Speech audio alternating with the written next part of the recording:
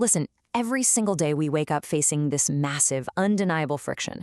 Human desire, it's practically infinite. But the stuff we actually have, our time, our capital, the materials in the ground, the hours in a workday, well, those are stubbornly finite. And this tension isn't just some abstract theory we talk about in a classroom. It's literally the heartbeat of human action. It's the invisible engine driving almost every single decision we make, from the corporate boardroom all the way down to the grocery store aisle. So, welcome to this explainer. Today, we're unlocking the hidden forces of microeconomics. If you're looking to truly wrap your head around modern decision-making, this right here is your ultimate toolkit. Now, we aren't here to look at the massive, unwieldy macroeconomic machine.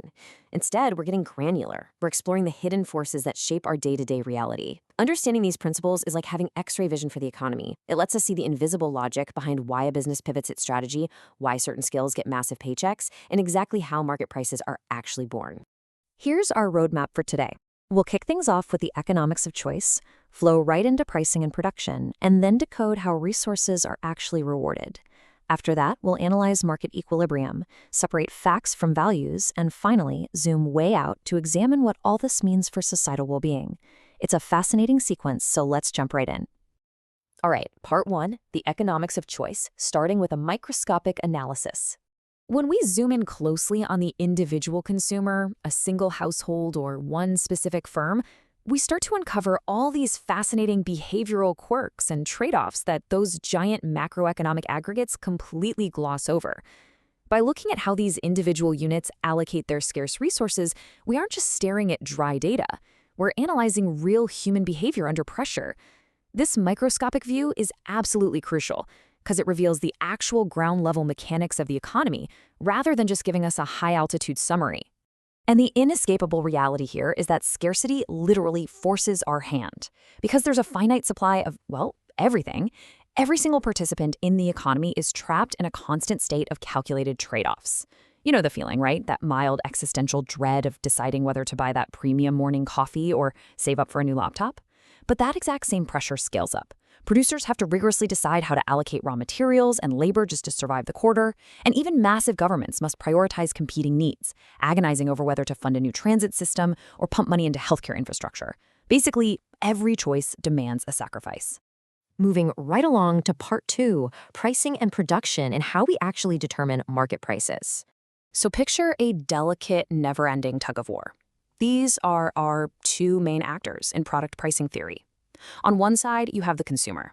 They're ruthlessly allocating their limited income to maximize personal satisfaction, navigating their own complex web of preferences and budgets to extract the absolute most utility possible.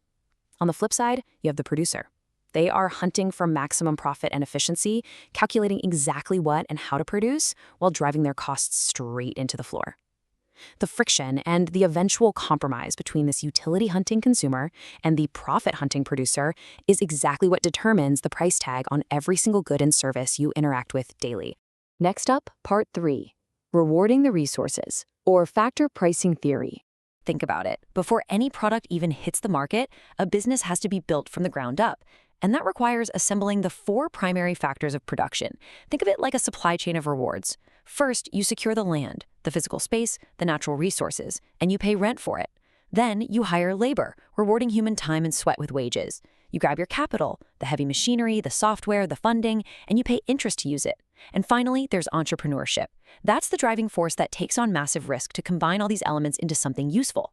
Their distinct reward for taking that crazy leap? Profit.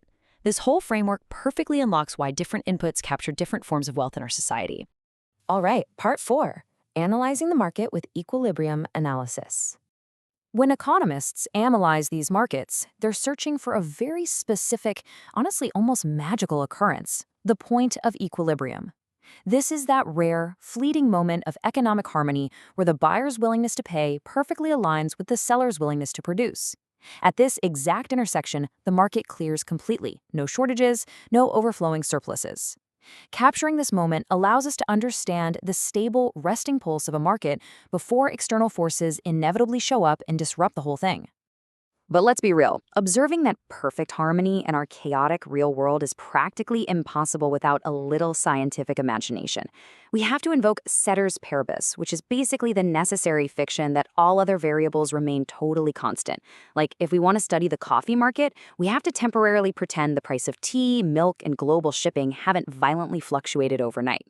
By applying this partial equilibrium analysis, we intentionally isolate a single market in a vacuum. It's brilliantly effective for pinpointing direct cause and effect, even though, yeah, we know it's inherently flawed because the rest of the world is literally never frozen. This brings us to part 5, facts versus values, diving into positive versus normative economics. To truly master this stuff, you've got to recognize the two distinct hats an economist wears. First, there's the scientists neutrally observing gravity. That's positive economics. This is the realm of pure, objective cause and effect. It neutrally describes what is, like stating, hey, if prices rise, demand generally falls. But then, the economist swaps that out for the engineer's hat, deciding how to build the airplane. That's normative economics. This involves subjective values, recommending what should be done, like arguing a government absolutely must tax carbon emissions to save the environment. So every time you read economic analysis, you have to ask yourself, am I reading an objective observation of reality here, or a prescriptive blueprint based on someone's personal values? And finally, part 6, maximizing social welfare through economic welfare theory. Ultimately, economics isn't just some emotionless, cold calculation of resource distribution. It's a critical tool for evaluating and elevating societal well-being. Sure, it focuses heavily on efficiency and optimal allocation, but the real superpower of welfare analysis is how it helps us identify market failures. Because let's face it, the free market does fail. It completely fails to provide public goods, and it routinely generates negative externalities, like pollution, that actively harm society.